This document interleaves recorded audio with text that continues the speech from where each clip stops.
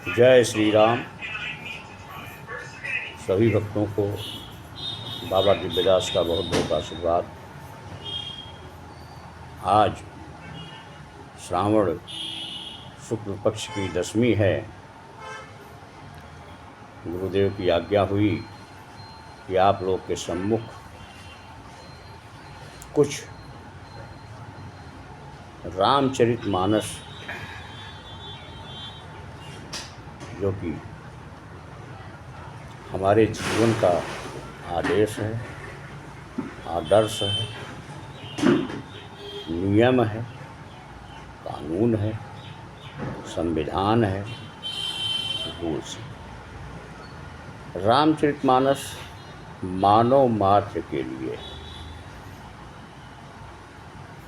मनुष्य इसकी आज रामचरितमानस क्या है, इस विषय पे थोड़ा आप लोगों से चर्चा कर रहा हूँ। और जितना इस दास को गुरुजी के द्वारा दिया गया है, रामचरितमानस क्या है, जितना गुरुजी ने बताया है, वो आज मेरी प्रबल इच्छा हुई है कि आप लोगों से उसको बांट दें, इसलिए कि हमारे देश में सबसे बड़ी विडंबना रही है। बहुत सी विद्याएं हमारे देश की लुप्त हो गई, केवल इस चक्कर में कि अगर किसी को पता चल गया तो कहीं ऐसा न हो कि यह मुझसे ज़्यादा सिद्ध हो जाए। सिद्ध क्या है कि जिसका सब सम्मान करें वही सिद्ध। साधक पूरी दुनिया है, साधक सब हैं। तुलसीदास जी ने लिखा है इसको रामचरितमानस में, जिसकी चर्चा हो रही क्या है, वो में क्या है, वो तो एक अलग विषय हो गया। रामचरितमानस में क्या है, अभी तो केवल इतने जानना है कि रामचरितमानस क्या है। में तो फिर बहुत बड़ा रहस्य, बहुत बड़ा।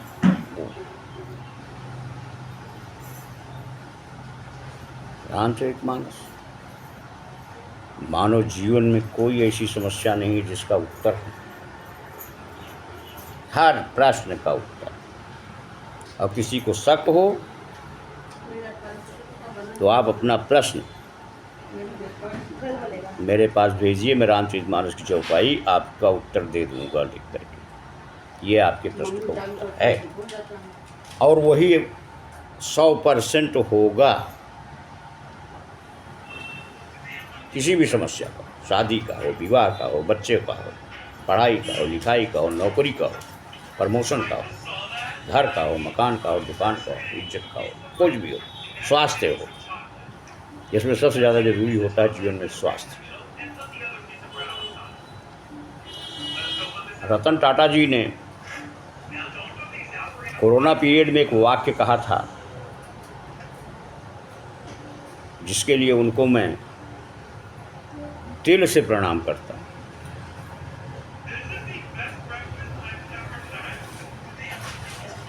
उन्होंने कहा था कि इस समय अगर मनुष्य सांस ले ले तो दुनिया की सबसे बड़ी दौलत कमा लिया। अब बहुत समय की बात नहीं है, जितने भी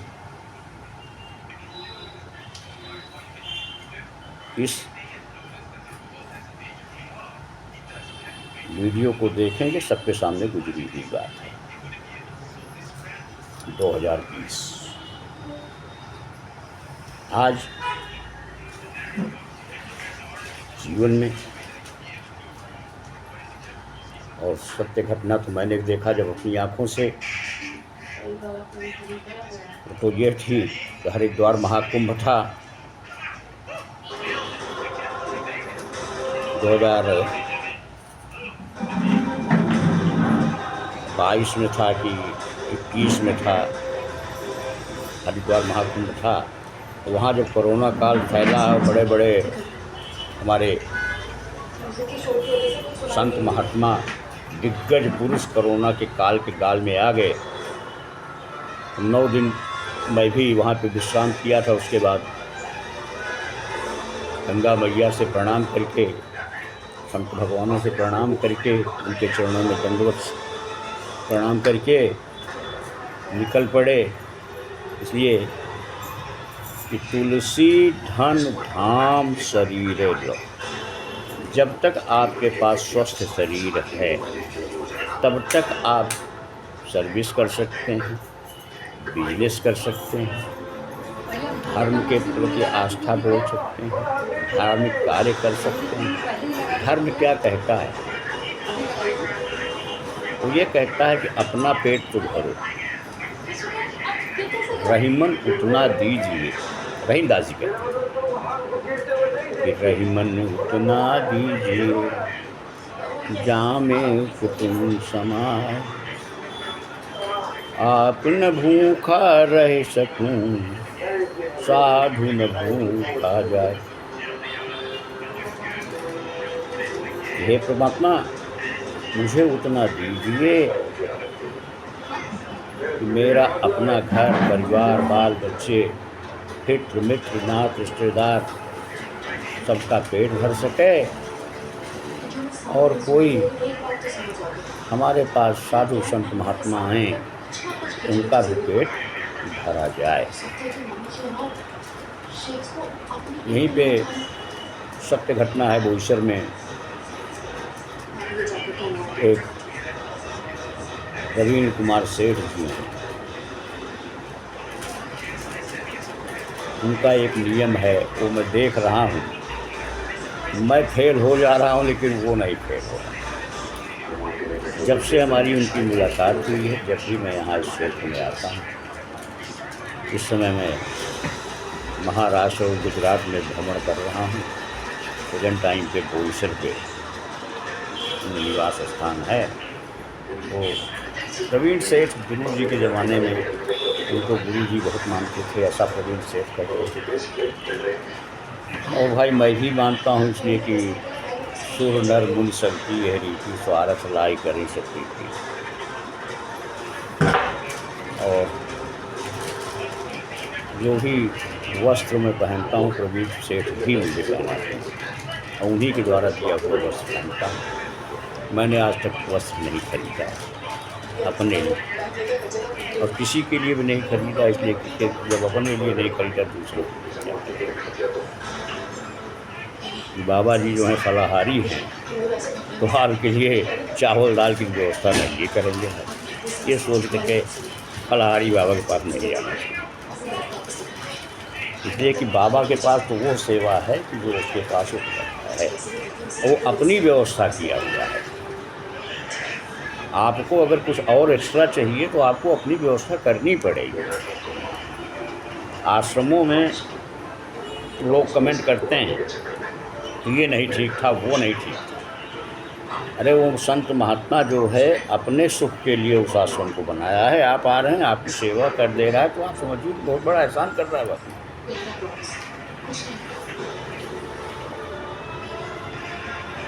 एक 4 साधु 5 साधु मिल करके 300-250 लोगों का भंडारा रोज बना रहे हैं। साधुओं का नियम है कि उनकी रसोई कोई छू नहीं सकता। बाहर से आप चाहे आटा सान कर दो, चाहे रोटी बेल दो, इतने तो करोगे, लेकिन आग के सामने सब भोजन खेल को आग के सामने। वो हमारी परंपरा है, गुरुओं से हमको मिला है कि हमको ऐसे चलाना है, हम ऐसे चला रहे हैं, उसमें कोई तकलीफ नहीं। लेकिन जो भगवान का प्रसाद सिद्ध हो रहा है तो उसको कम से कम इतना जरूर सोचिए को प्रसाद, उसका भोग लगता है, वो खाना नहीं है कि हाथ में प्लेट पकड़ लिए और 10 जगह चक्कर काटे, कौन सा अच्छा है कौन सा खराब है, चीज़ नहीं। वहाँ क्या सारा कुछ जो रसोई में बनता है एक बार भोग सब कुछ दे दिया जाता है, तब कहा जाता है कि सबको पाओ प्रेम लगाए। राम कहे सुख होत है, सिया कहे दुख जाए। और महिमा महाप्रसाद की पाओ संतों प्रेम लगाए हैं। उसमें अच्छा उसमें कोई अगर कमेंट करता हो, करते हैं लोग, इसलिए कि उनकी आदत है। जब हाँ, तो रामचरितमानस क्या है, इसकी थोड़ी सी भूमिका ये है कि संवत 1631 में गोस्वामी तुलसीदास जी, इसलिए कि बिना परमात्मा के कोई पत्ती हिल नहीं सकती जब तक उनका आदेश नहीं होगा, कुछ भी नहीं हो सकता। भगवान ने जिसको जिस कार्य को जितना करने के लिए बनाया है, वो व्यक्ति उतना ही कार्य करे। हम हों, आप हों, या पूरी सृष्टि। और रामचरितमानस के अंदर तुलसीदास जी ने पूरे जीवन को, सबके जीवन को लेकर करके रख दिया है। आवश्यकता है उसको पढ़ने की, पढ़े नहीं तो सुने। आजकल तो बहुत आसान हो गया है। बहुत अच्छे अच्छे हमारे संत भगवान, विद्युत परिजन, आचार्य लोग रोज भगवान की कथा ही कर रहे हैं, उसको सुना जाए। भाई हम दूर दराज से नहीं पहुँच सकते, उनके पास, उन तक पहुँचने के लिए हमारे पास साधन नहीं दिया भगवान ने, तो हम उनकी कथा को, आज के इस जो दूरभाष यंत्र है, ये हमारी जो वैज्ञानिक जिनको हम कह रहे हैं वो भी तो हमारे संत ही हैं, उनका भी तो आविष्कार है।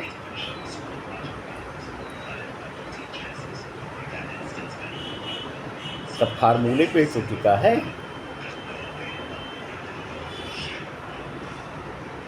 जो हमारे मंत्रों की ताकत है, और रामचरितमानस पूरा जो है महामंत्र, ये है संवत 1631 में शुरू होकर के 2 वर्ष 7 महीना 26 दिन में संवत 1633 में पूरा हुआ। और 7 कांडों में लिखा गया है, जिसके क्रम हैं बालकांड,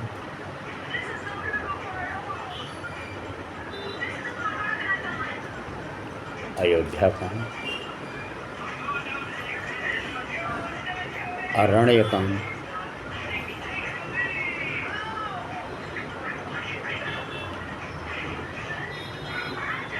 किष्किंधा कांड,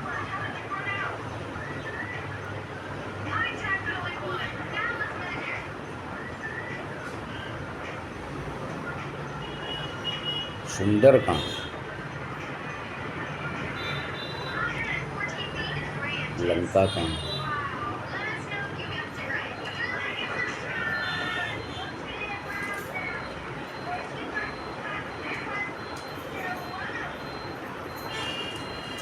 उत्तर।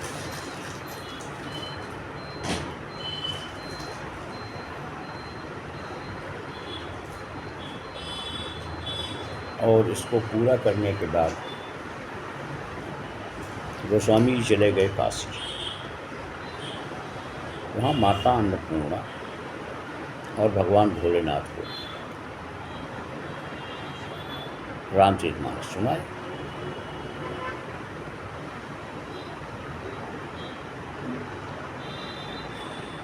तो आवाज़ आई भगवान भोलेनाथ और माता अन्नपूर्णा से, सत्यम शिवम सुंदर। वहाँ के जो लोग थे सबने सुना।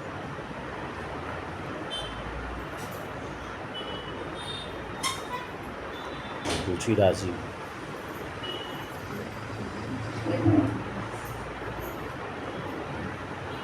तो ईर्ष्या तू न गई मेरे मन से।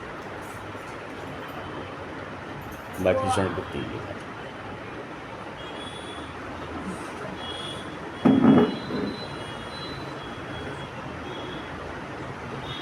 तो काशी के पंडितों को बड़ी तकलीफ,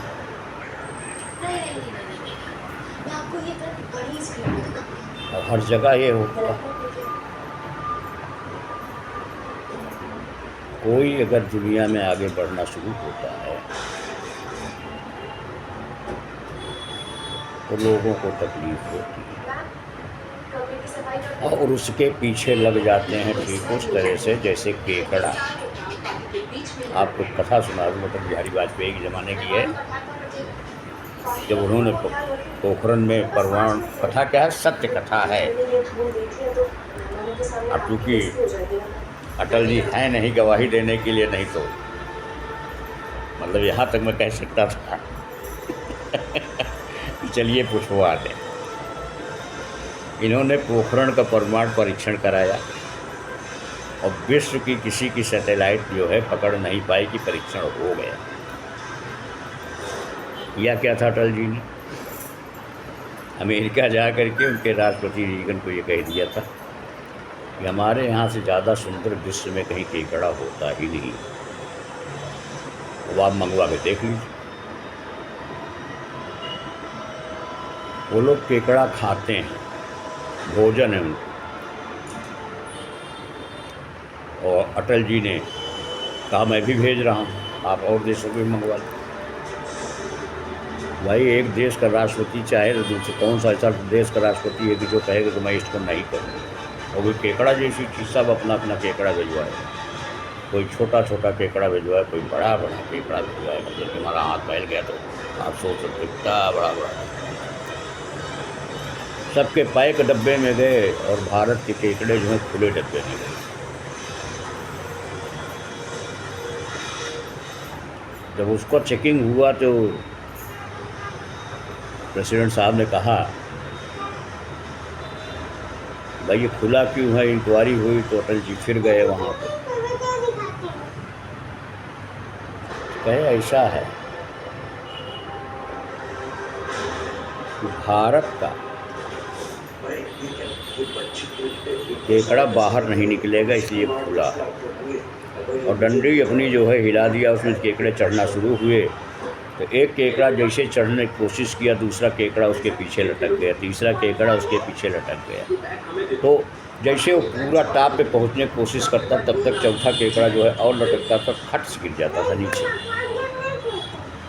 हमारे देश में प्रतिभाएं की कमी नहीं है, लेकिन आलोचकों की भी कमी नहीं। कारण यहाँ पे एक सूक्त है संस्कृत का, ऐसे लोगों की भीड़ लगी हुई है। येषां न विद्या न तपो न दानम ज्ञानम न शीलम न गुणो न धर्म ते मृत्युलोके भूविभार भूता मनुष्य रूपेण मृगाश्चरन्ति।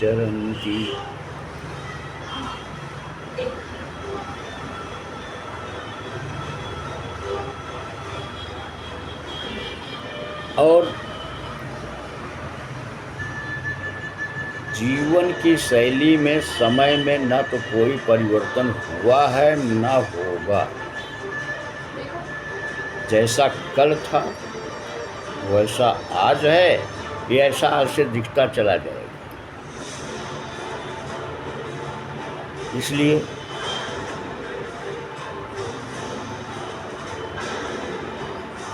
विकास जो वो सृष्टि की रचना हुई थी तो आवश्यकताएं कम थी। जैसे जैसे मनुष्य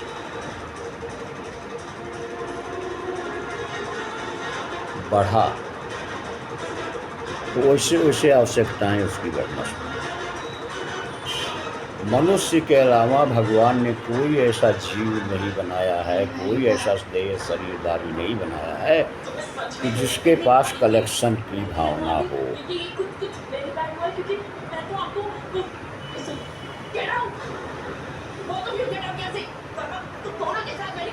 इसके ऊपर सब जीव जंतु आश्रित हैं।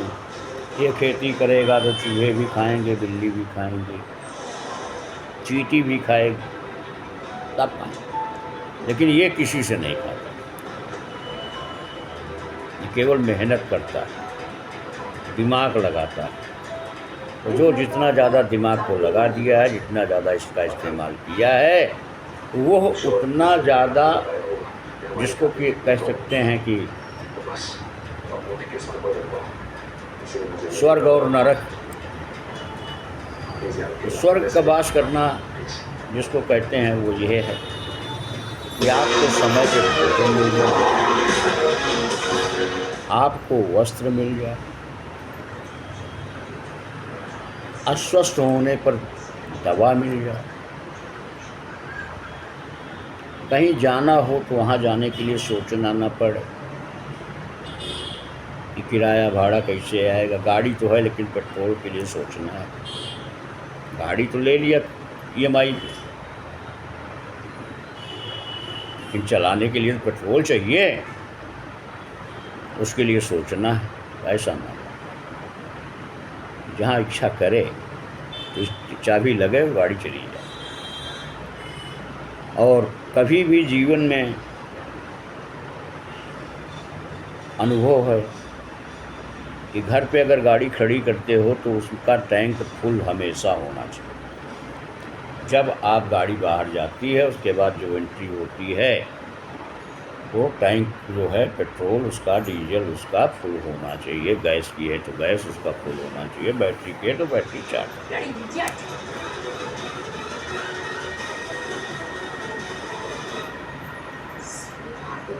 ये रहे। अब जिनको ये सारी सुविधाएं उपलब्ध हैं वो तो स्वर्ग में, और जिनको नहीं उपलब्ध हैं तो नरक में। यहीं पे सब तुलसीदास जी ने लिखा है, जैस करनी तैस भोग। जैसा जो करेगा वैसा ही उसको भोग मिलेगा। मानस कहता है कि आप पुत्र हैं तो आपका क्या कर्तव्य बोध। मानस पुत्र माता पिता के प्रति कर्तव्य, सास ससुर के प्रति कर्तव्य, तो पुत्र तो वही पुत्री के लिए भी लागू है। इसलिए कि जब तक पति पत्नी दोनों एक नहीं होते हैं तब तक वो जीवन अधूरा है। अर्धनारेश्वर की हमारे यहाँ पूजा की जाती है। राधा कृष्ण एक ही में दिखाई देते हैं, हम लोग साकार पूजने वाले हैं।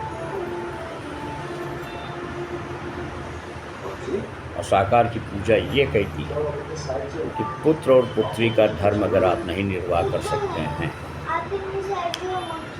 और नहीं करते हैं तो भाई आप समझ सकते हैं कि आप किस कैटेगरी के मनुष्य हैं। मैं क्यों कहूँ कि आप क्या हैं।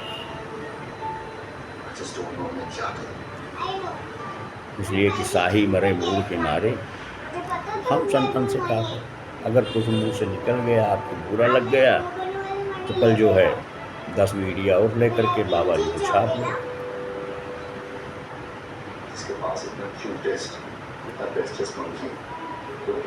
और मैं चैलेंज करता हूँ पूरे दुनिया के जितने बाबा हैं, जितने दुनिया के बाबा हैं, सबको चैलेंज करता हूँ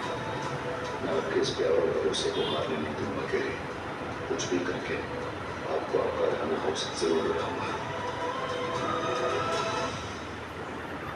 किसी को खराब करने की ताकत सबके पास है, लेकिन किसी का अच्छा करने की ताकत किसी के पास नहीं।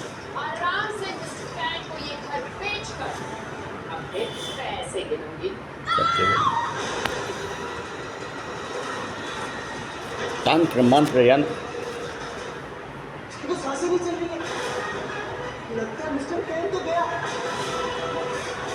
तीनों का संयोग है।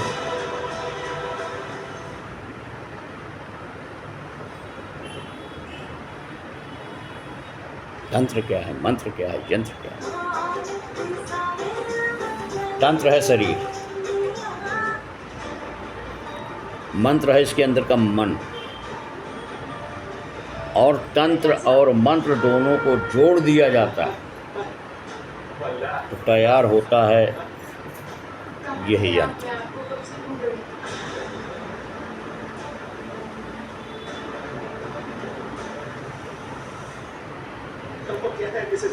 इस यंत्र की खासियत कि जिसके पास ये रहेगा ये उसकी तीनों चीज़ों से सुरक्षा करेगा।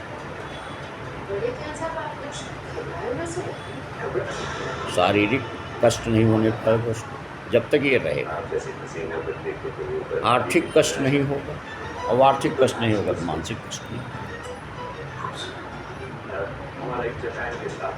इस यंत्र के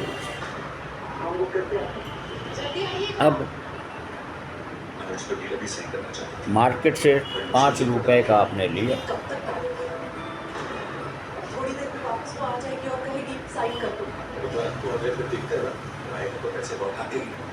और ये यंत्र जो है ऑनलाइन बेचना शुरू कर दिया। कभी जीवन में फ़ायदा नहीं करेगा, लिख के ले लीजिए। बाबा दिव्यदास जो है बिठान हो देव स्मार्ट, ये तो कोई संत आपको रामचरितमानस में लिखा हुआ है, राम कृपा नासय सब होगा, जो यही भांत बने संजोगा। लेकिन उसके नीचे लिखा है कि संयम ये है न विषय कयासा।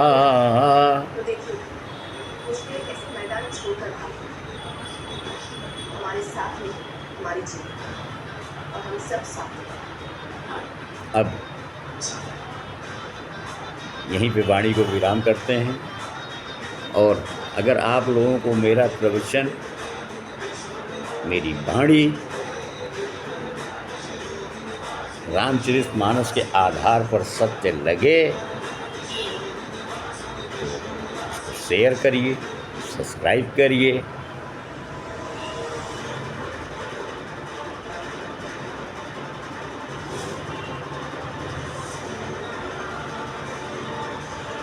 और हमारे मंत्रों की बहुत ताकत है, उसको आप आजमाइए, संपर्क करिए हमसे।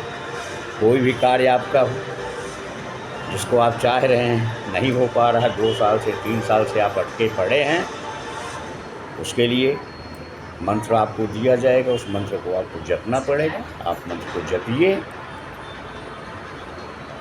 दिए हुए समय में जितना जपना है उतना आप जप करके पूरा करते हैं। आपका कार्य नहीं होता है तो आप बताइए महाराज जी नहीं हुआ, आपकी कोई फीस नहीं है, कोई महाराज जी का कोई चंदा नहीं है, समस्या आपकी होगी, मंत्र द्वारा इलाज आप करेंगे।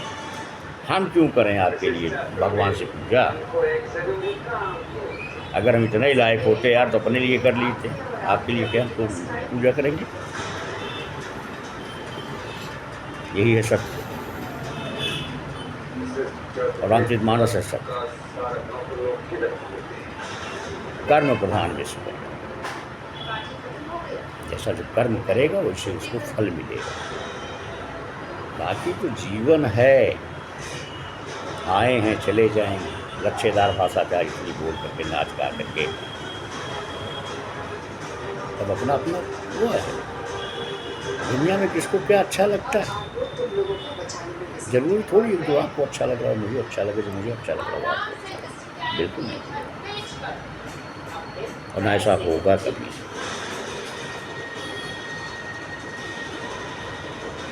वाणी को विराम देता हूँ भगवान।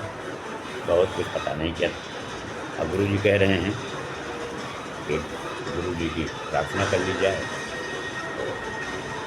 ओम गुरु ब्रह्मा गुरु विष्णु गुरुदेव महेश्वरा गुरु साक्षात् परब्रह्म तस्मै श्री गुरुवे नमः। ध्यानमूलं गुरुमूर्ति पूजामूलं गुरुपदं मंत्रमूलं गुरुवाक्यं मोक्षमूलं गुरुकृपा।